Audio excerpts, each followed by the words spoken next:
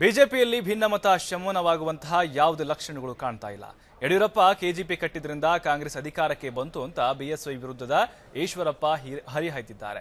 ರಾಯಚೂರಿನಲ್ಲಿ ಮೇ 8ಕ್ಕೆ ಸಂಗೊಳ್ಳಿ ರಾಯಣ್ಣ ಬ್ರಿಗೇಡ್ ಸಮಾವೇಶ ನಡೆಯಲಿದ್ದು, ಇದರ ಪೂರ್ವ ಸಿದ್ಧತೆ ಪರಿಶೀಲಿಸಕ್ಕೆ ಈಶ್ವರಪ್ಪ ರಾಯಚೂರಿಗೆ ಭೇಟಿ ನೀಡಿದ್ದಾರೆ. ಮಂತ್ರಾಲಯದಲ್ಲಿ ರಾಯರ ಆಶೀರ್ವಾದ ಪಡೆದು ಬಳಿಕ ಮಾತನಾಡಿದ ಈಶ್ವರಪ್ಪ, ಬಿಜೆಪಿಗಾಗಿ ದುಡಿತಾ ಇರುವುದರಿಂದ ಅಪ್ಪ ಅಮ್ಮನಿಗೆ ಹುಟ್ಟಿದ ಬಗ್ಗೆ ಹೇಳಿಕೆ ನೀಡಿದ್ದೇನೆ. ನನ್ನ ರಕ್ತದ ಕಣಕಣದಲ್ಲೂ ಭಾರತೀಯ ಜನತಾ ಪಾರ್ಟಿ ಇದೆ ಅಂತ ಹೇಳಿದ್ದಾರೆ. ಸಂಘಟನೆ ಉಳಿಸೋಣ ಬನ್ನಿ ಕಾರ್ಯಕ್ರಮದಲ್ಲಿ ಬ್ರಿಗೇಡ್ ಹಿಂದೆ ಸಂತೋಷ್ ಜಿ ಇದ್ದಾರೆ ಅಂತ ಬಿಎಸ್ವೈ ಟೀಕೆ ಮಾಡಿದ್ದು ನೋವುಂಟು ಮಾಡಿದೆ ಅಂತ ಹೇಳಿದ್ದಾರೆ.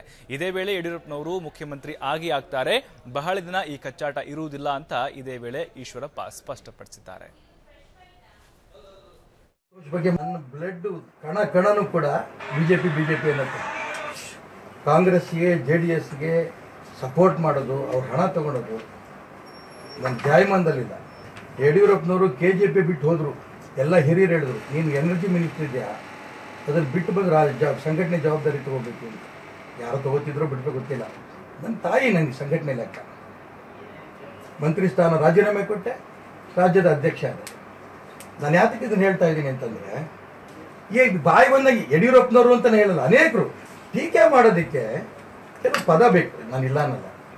ಇವರು JDS ಸಪೋರ್ಟ್ ಮಾಡ್ತಾರೆ, ಕಾಂಗ್ರೆಸ್ ಬರೋಕ್ಕೆ ಅನುಕೂಲ ಮಾಡ್ತಾರೆ, ಕಾಂಗ್ರೆಸ್ ದುಡ್ಡು ತಗೋತಾರೆ, ಸಂತೋಷ್ ಬಗ್ಗೆ ಮಾತಾಡ್ತಾರೆ. RSS ಎಂದು ಬಂದವರು ದೇಶಕ್ಕೋಸ್ಕರ ಇಡೀ ಜೀವನ ಮುಡುಪಾಗಿಟ್ಟಿರೋರು. ಇವರು ಯಾರು?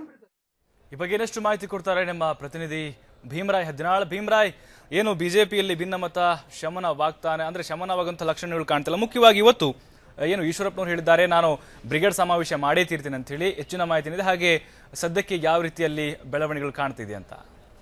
ಪ್ರಭು, ಈಗ ಬಿಜೆಪಿಯಲ್ಲಿ ಭಿನ್ನಮತ ಮತ್ತು ಸಂಗೊಳ್ಳಿ ರಾಯಣ್ಣ ಬ್ರಿಗೇಡ್ ಸಮರ ಏನಿದೆ ಅದು ಸದ್ಯಕ್ಕೆ ನಿಲ್ಲುವ ಲಕ್ಷಣಗಳು ಯಾವುದು ಕಾಣ್ತಾ ಇಲ್ಲ.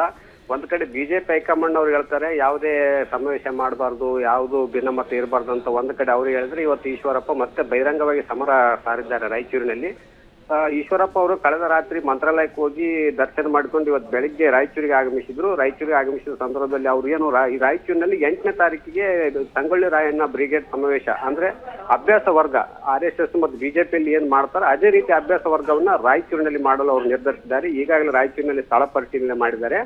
ನಾವು ಸಂಗೊಳ್ಳಿ ರಾಯಣ್ಣ ಬ್ರಿಗೇಡ್ ಹಿಂದುಳಿದ ವರ್ಗಗಳ ಸಂಘಟನೆಗಾಗಿ ಮಾಡ್ತಾ ಇದ್ವಿ. ಇದಕ್ಕೆ ಅಮಿತ್ ಶಾ ಅವರು ರಾಷ್ಟ್ರೀಯ ಅಧ್ಯಕ್ಷರು ಏನಿದ್ದಾರೆ, ಅಮಿತ್ ಶಾ ಅವರು ಸಹಿತ ಮಾಡಬಹುದು, ಯಾವುದೇ ಕಾರಣಕ್ಕಾದ ನಿಲ್ಲಬಾರ್ದು ಅಂತ ಹೇಳಿ ಅವ್ರು ನಮ್ಗೆ ಸೂಚನೆ ನೀಡಿದ್ದಾರೆ.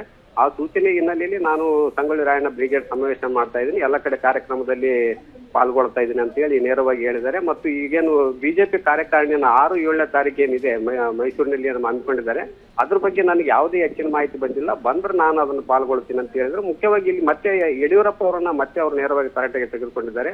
ಯಡಿಯೂರಪ್ಪ ಹೇಳ್ತಾರೆ, ನಮ್ಮ ಕಾಂಗ್ರೆಸ್ JDS ಮತ್ತು ಕಾಂಗ್ರೆಸ್ ಅವರಿಂದ ಹಣ ಪಡೆದು ಈಶ್ವರಪ್ಪ ಈ ರೀತಿ ಮಾಡ್ತಾರೆ ಅನ್ನೋ ಹೇಳಿಕೆ ಏನಿದೆ ನನಗೆ ಬಹಳ ಅಪಾರ ನೋವು ತಂದಿದೆ. ನಾವು ಪಾರ್ಟಿ ಮತ್ತೆ ಒಂದ್ಸಲ ಅವ್ರು ಪುನರುಚ್ಚರಿಸಿದ್ರು, ನಾನು ಅಪ್ಪ ಅಮ್ಮನಿಗೆ ಹುಟ್ಟಿದ್ದಂತ ಹೇಳಿದ್ದು ನಿಜ. ನಾನು ಇದೇ ಕಾರಣಕ್ಕಾಗಿ ಹೇಳ್ತೀನಿ, ನಾನು ಪಾರ್ಟಿಯ ನಿಷ್ಠಾವಂತ ಕಾರ್ಯಕರ್ತ, ಪಾರ್ಟಿ ಬಿಟ್ಟು ನಾನು ಹೋಗಿಲ್ಲ. ಯಡಿಯೂರಪ್ಪ ಅವರು KJP ಕಟ್ಟಿದ ಕಾರಣ ಕಾಂಗ್ರೆಸ್ ಸರ್ಕಾರ ಅಸ್ತಿತ್ವಕ್ಕೆ ಬರ್ಬೇಕಾಯ್ತು, ಇದನ್ನ ನಮ್ಮಿಂದ ಅಲ್ಲ. ಆಮೇಲೆ ಸಂತೋಷ್ ಅವರು ಏನಿದ್ದಾರೆ, ಸಂತೋಷ್ ಅವ್ರ ಬಗ್ಗೆ ಸಹಿತ ಯಡಿಯೂರಪ್ಪ ಅವರು ಇಲ್ಲ ಸಲ್ಲದ ಆರೋಪಗಳನ್ನು ಮಾಡ್ತಾ ಇದ್ದಾರೆ. ಯಡಿಯೂರಪ್ಪ ಸೇರಿದಂತೆ ಅನೇಕರು ಭಿನ್ನಮತ ಹೇಳಿಕೆ ನೀಡ್ತಾ ಇದ್ದಾರೆ ವಿನ ನಮ್ಮಲ್ಲಿಂದ ಯಾವುದೇ ಗೊಂದಲ ಇಲ್ಲ ಅಂತ ಹೇಳಿ ಅವರು ಸ್ಪಷ್ಟಪಡಿಸಿದ್ದಾರೆ. ಪ್ರಭು, ಧನ್ಯವಾದಗಳು ಭೀಮರಾಯ್ ತಮ್ಮೆಲ್ಲ ಮಾಹಿತಿಗಾಗಿ.